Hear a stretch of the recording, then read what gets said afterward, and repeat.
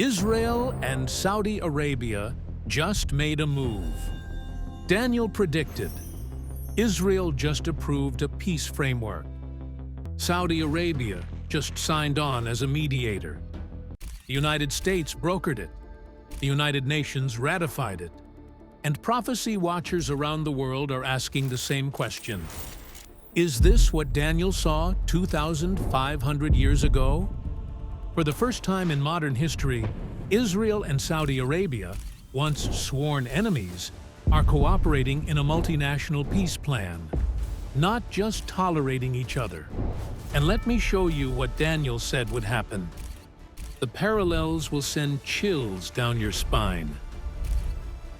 Number 1. What just happened between Israel and Saudi Arabia?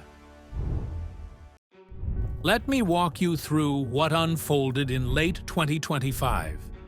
Because unless you've been paying close attention, you might have missed the most prophetically significant diplomatic development in decades: the Gaza Peace Framework.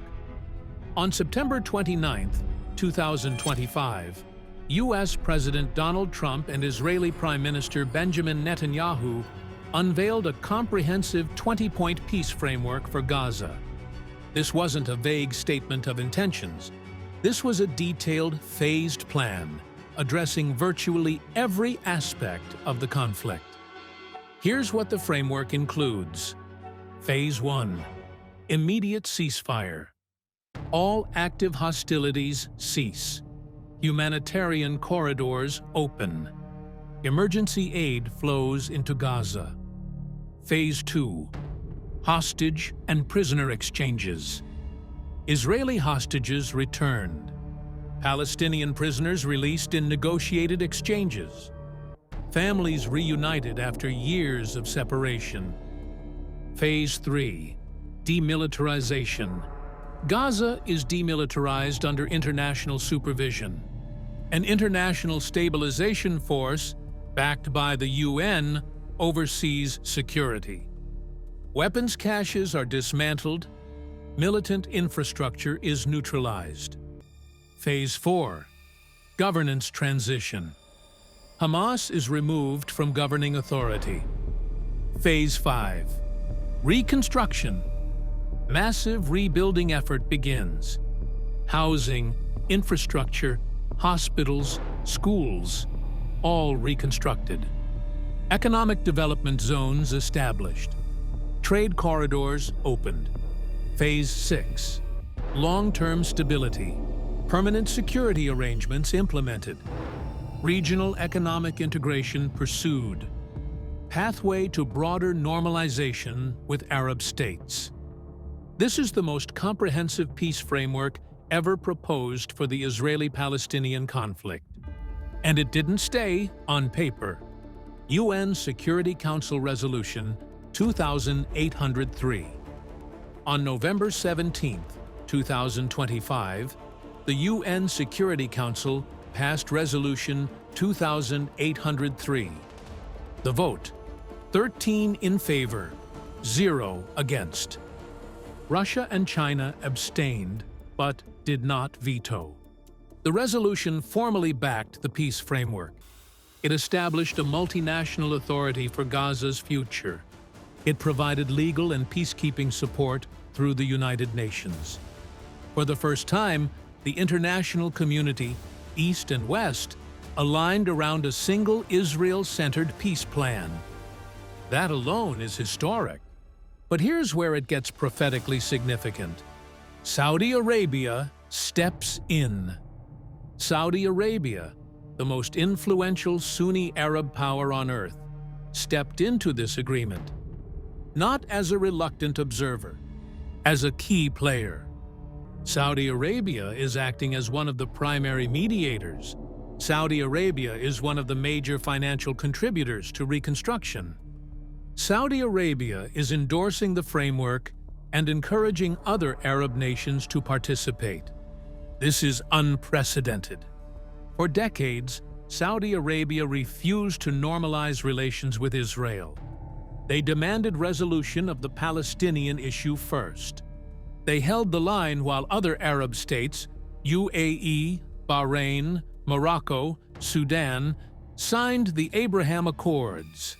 Saudi Arabia was the holdout, the missing piece, the domino that wouldn't fall.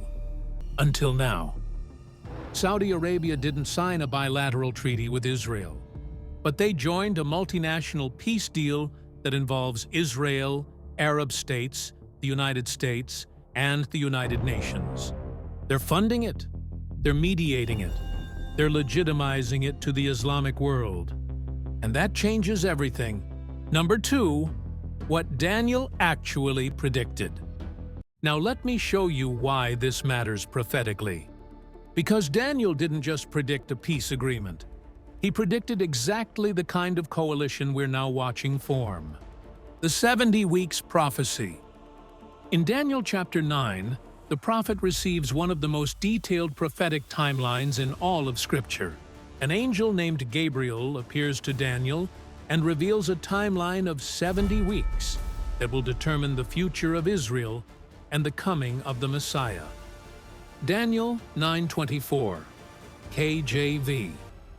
70 weeks are determined upon thy people and upon thy holy city, to finish the transgression, and to make an end of sins, and to make reconciliation for iniquity, and to bring in everlasting righteousness, and to seal up the vision and prophecy, and to anoint the most holy.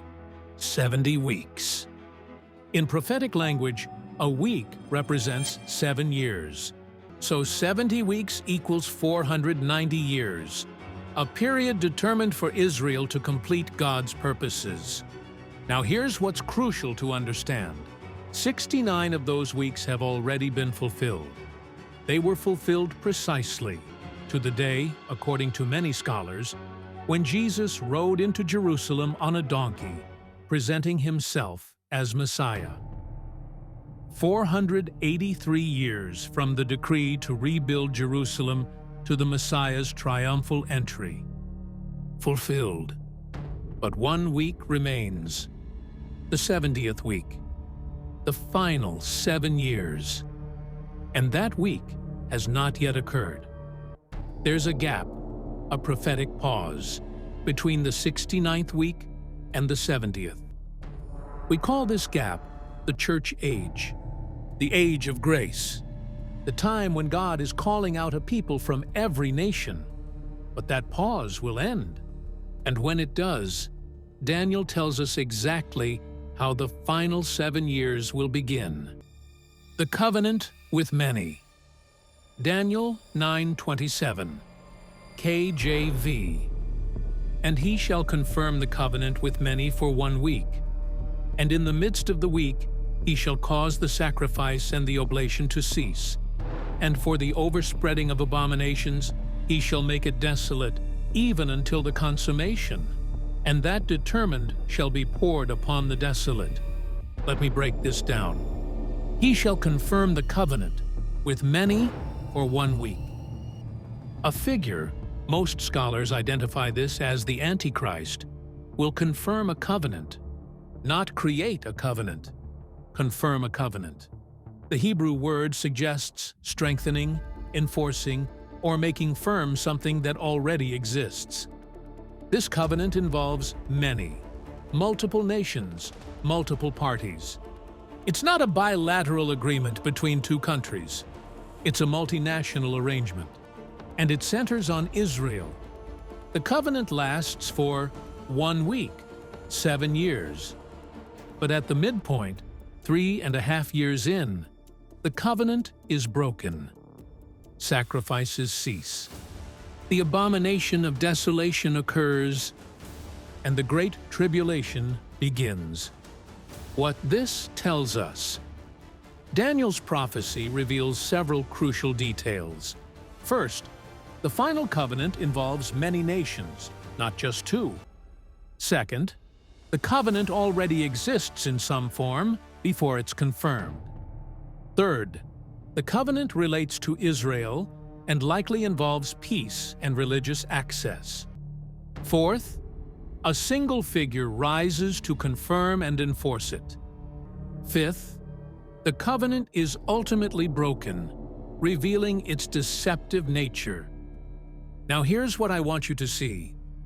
Daniel didn't predict that a covenant would appear out of nowhere. He predicted that a covenant would be confirmed, strengthened, made firm, enforced. That means a framework has to exist first. A structure of agreements, a coalition of nations, a pattern of cooperation. Before the Antichrist can confirm the covenant, there has to be a covenant to confirm. Number 3, the move Saudi Arabia just made, the missing domino.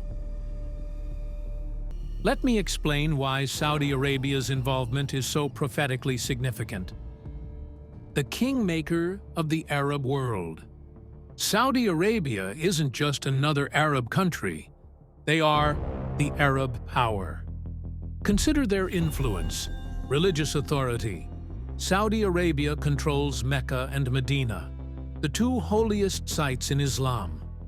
Every Muslim in the world faces Mecca when they pray. Saudi Arabia sets the religious tone for over 1.8 billion people. Political influence. As the largest and wealthiest Gulf state, Saudi Arabia shapes the foreign policy of the entire Sunni Arab world. When Saudi Arabia moves, smaller nations follow. Economic power. Saudi oil revenues fund diplomacy across the globe. They can make or break regional initiatives with their checkbook alone. Diplomatic weight. No comprehensive Middle East peace plan can succeed without Saudi buy-in. They hold veto power over Arab-Israeli normalization simply by withholding their endorsement. For decades, peace negotiators understood this reality. You could sign agreements with Egypt, Jordan, UAE, Bahrain, but until Saudi Arabia came on board, the Arab world would never fully accept peace with Israel. Saudi Arabia was the missing domino, the final piece. The one nation whose participation would legitimize Israeli-Arab peace to over 1 billion Muslims. The Abraham Accords gap. When the Abraham Accords were signed in 2020, they were historic. UAE, Bahrain, Morocco, and Sudan all normalized relations with Israel. But Saudi Arabia stayed out. They watched from the sidelines. They made encouraging noises, but they didn't sign. The reason? Saudi Arabia demanded resolution of the Palestinian issue first. They wanted a comprehensive peace, not piecemeal normalization. And without Saudi Arabia, the Abraham Accords remained incomplete. A foundation without its capstone, a coalition without its most important member. November 2025, the domino falls. But in November 2025, Saudi Arabia moved. Not with a bilateral treaty, but with something potentially more significant. They joined the multinational coalition supporting the Gaza peace framework. They're funding reconstruction. They're mediating disputes. They're lending their credibility to the entire enterprise. This isn't full normalization yet, but it's cooperation. It's alignment. It's Saudi Arabia and Israel working toward the same goal, in the same framework, with the same partners. And that has never happened before. Daniel said the covenant would involve many. They are the gatekeeper. And the gate just opened. Number 4. The multinational coalition, a precursor to Daniel's covenant. Now, look at who's involved in this peace framework. Because the coalition that's formed looks remarkably like what Daniel described. The players. Israel, at the center of the agreement. The framework addresses Israeli security, Israeli hostages, Israeli borders, Palestinians, represented through intermediaries. Their future governance is being determined by this plan. Saudi Arabia, funding, mediating, legitimizing the framework to the Islamic world. United Arab Emirates, Abraham Accords partner, supporting regional stability. Bahrain, Abraham Accords partner, aligned with Saudi UAE position. Qatar, major financial contributor, diplomatic channel to various factions. Egypt, border neighbor, security partner, mediator with Palestinian groups. United States, primary broker, architect of the framework, guarantor of implementation. United Nations, legal framework, peacekeeping authorization, international legitimacy. European Union, supporting role, humanitarian aid, reconstruction funding. Count the nations, count the parties. This isn't a bilateral agreement. This is a multinational coalition centered on Israel. With many, Daniel 9:27, KJV.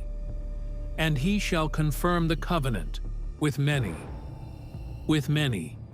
not with one, not with two, with many. We have never seen more nations rally around a single Israel-centered peace framework than we do right now. Arab states, Western powers, international organizations, all aligned, all invested, all committed to making this work. Daniel said the final covenant would involve many nations. For the first time in history, we're watching that exact coalition take shape. The architecture, not the building. Now let me be clear, this is not the covenant of Daniel 9:27. The building hasn't been completed, but the architecture is being drawn. The scaffolding is being erected. The foundation is being poured. Before there can be a covenant to confirm, there must be a structure of agreements, relationships, and frameworks that can be confirmed. And that's exactly what we're watching develop. The Gaza peace framework isn't the final covenant, but it might be the template. Number 5, the language of false peace. Peace and safety. Here's something that should get your attention. Listen to the language being used to describe this peace framework, and then compare it to what Scripture warns about. The language of the Gaza peace plan. Officials promoting this framework are using specific phrases: a durable and lasting peace, an end to the endless wars, regional stability for generations, permanent security arrangements, peace and prosperity for all parties. Peace, lasting peace, permanent peace, security, safety. Does that language sound familiar? The warning of Paul. The Apostle Paul, writing to the Thessalonians about the end times, issued this warning. 1 Thessalonians 5:3 KJV. For when they shall say, peace and safety, then sudden destruction cometh upon them, as travail upon a woman with child, and they shall not escape. When they shall say, peace and safety. That's the signal. That's the warning sign. When the world declares that peace has been achieved. When leaders proclaim safety and security. That's when sudden destruction comes. Not before, not during conflict. After the peace declarations, the destruction comes upon those who believed the peace was real